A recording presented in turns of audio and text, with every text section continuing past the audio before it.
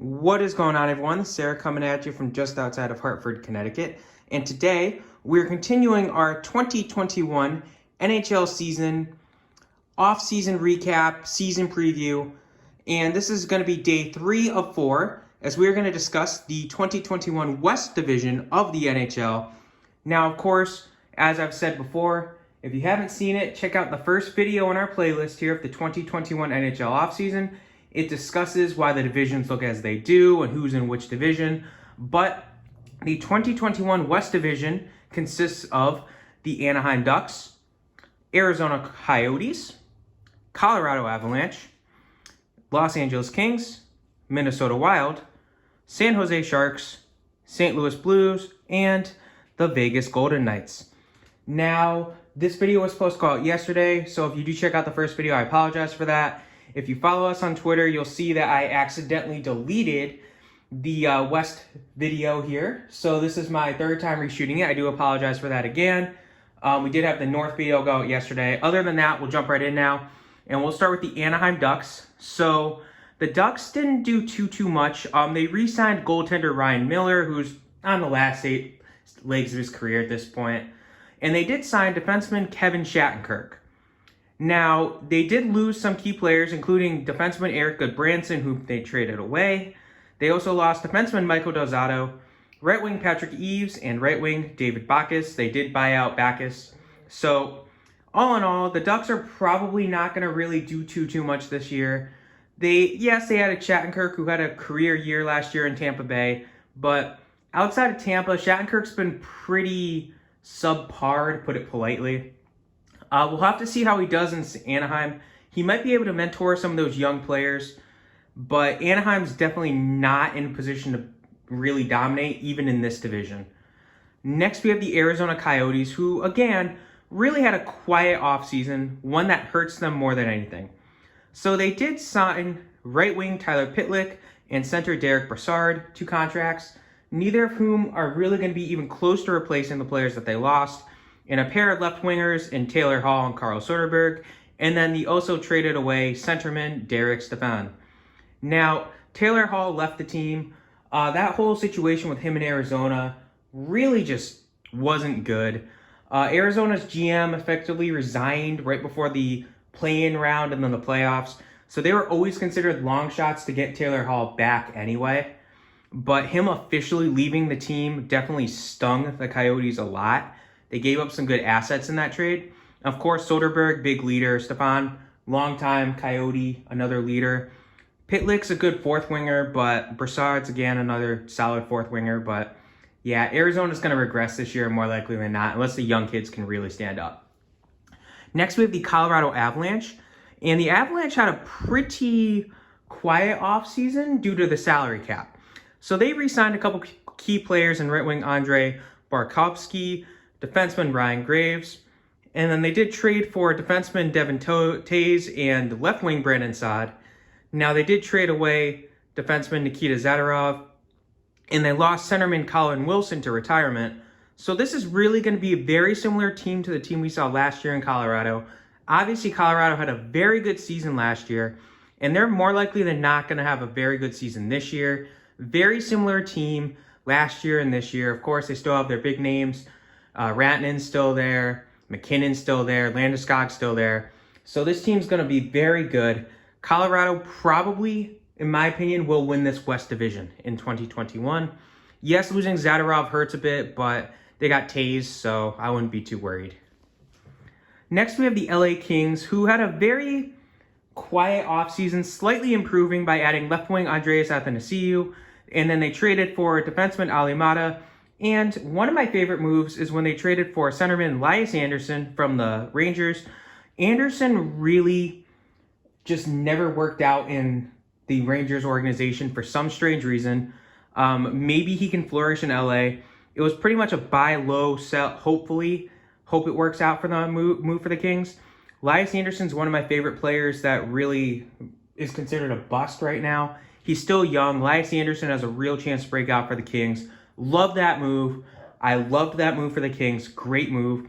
And really, all they lost this offseason was some depth players and then draft picks, which, of course, they traded for Mata and Anderson. So, All in all, successful offseason for the Kings.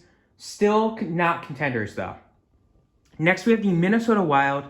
And the Wild are in a weird position where they essentially didn't do too much. They added a pair of goaltenders, veteran goaltenders, in Cam Talbot and Andrew Hammond, the Hamburglar, if you will. And then they did trade for centerman Nick Bukestad, only giving up a conditional 7th-round pick. So, again, I love that trade for Minnesota, especially with Pittsburgh retaining half of his salary. They did lose a longtime player, center Eric Stahl, as well as longtime goaltender Devin Dubnyk and right wing Ryan Donato. All three of those players were traded away. And then they did lose longtime center Mikko Koivu as well via free agency. So this team's going to look very different. It looks to me like they're embracing the rebuild at this point. So we'll see how it goes with them. They did recently trade the waive the Hamburglar, so he's probably going to go to the minors. He very well might make the team as like their 3rd goalie. I don't know how they're going to do it with him this year.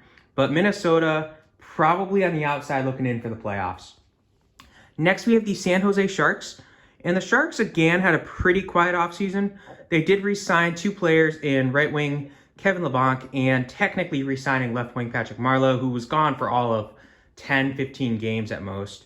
So he's back. And then they did trade for right wing Ryan Donato and goaltender Devin Dubnyk, both separate trades, both from Minnesota. So some key additions there. Finally getting a solid, above-average backup goaltender to help out Martin Jones. So the Sharks definitely improved. Now, they did lose right wing Mekler Karlsson, who never really had a great stint in the Sharks organization. He went to play overseas, and then they did lose longtime future Hall of Famer centerman Jumbo Joe Thornton. So that's going to hurt a bit, but at this point in his career, he has been slacking a little bit. The Sharks are borderline playoffs, especially in this division. There's not a lot of that 4th playoff spot is going to be a very competitive playoff spot. So we'll see how the Sharks can do. Maybe they can capture some of the magic that they've had in previous seasons. More likely, we won't see that, though. Then we have the St. Louis Blues. And the Blues recently, as in today, they did announce the signing of left wing Mike Hoffman, who was on a player tryout contract earlier. They also signed left wing Kyle Clifford, and their big free agent signing was defenseman Torrey Krug. Now, they did lose defenseman Alex Pietrangelo via free agency, and they also lost defenseman Jay Bouwmeester, and left wing Alex Steen recently announced his retirement, and they traded away backup goaltender Jake Allen. So St. Louis is going to be a pretty similar team to what we saw last year. St. Louis is definitely hoping that Krug can step in and replace Pietrangelo. It's definitely possible. Krug has all the tools, all the talent, all the potential to do it. The thing is, he wasn't the leader in Boston because he had, Chara there, but we'll see how he can do. Torrey Krug has a chance. The Blues are definitely going to be competing this year. They should definitely have a chance to make a run. We'll see how far they can go because, while Colorado is the other team that I'm afraid of in the West, the last team that we're discussing is the Vegas Golden Knights. And Vegas had an interesting offseason as well. So they signed Alex Pietrangelo, the aforementioned defenseman from St. Louis. They also signed left wing Tomas Nosek and re-signed goaltender Robin Lehner. So, again, they made that one big move. Now, they were very close to the salary cap, so they had to trade away defenseman Nick Schmidt and center Paul Stastny in order to sign Pietrangelo. And they did lose defenseman Derek Englund to retirement and defenseman John Murrow. So they're going to be a pretty similar team to what they were last year. And in this offseason, that's a good thing. Vegas, Colorado, and St. Louis, to me, are the 3 heavyweights in the West. No real debate on that. Those 3 teams are definitely going to be competing. They should all have a playoff spot locked in. So I think Colorado and Vegas will be the top 2. I don't know which one I have winning at this point in time. I would say Colorado will be the 1 seed and Vegas will be the 2. St. Louis will be the 3. As for that 4th spot, it's going to come down to, in my opinion, the Sharks via the Coyotes. Minnesota, to me, they're embracing the rebuild too much. They might get off to a hot start, but I don't think they're going to. I think Minnesota is looking at young talent this year. Same thing with the Kings and the Ducks. I probably think the Ducks will finish last. I think the Kings will finish right above them. Wild to be 6. I think Arizona has enough potential talent to sneak into the playoffs as the 4 seed, but I won't be shocked if the Sharks do it. The Sharks are only a couple years removed from a cup run, or from a deep run in the playoffs. Of course, they are losing Thornton. I keep jumping back and forth. I do think the Sharks will be the 4 seed at this point. I convinced myself into that. So yeah, hope you guys enjoyed this. Have a great rest of your day.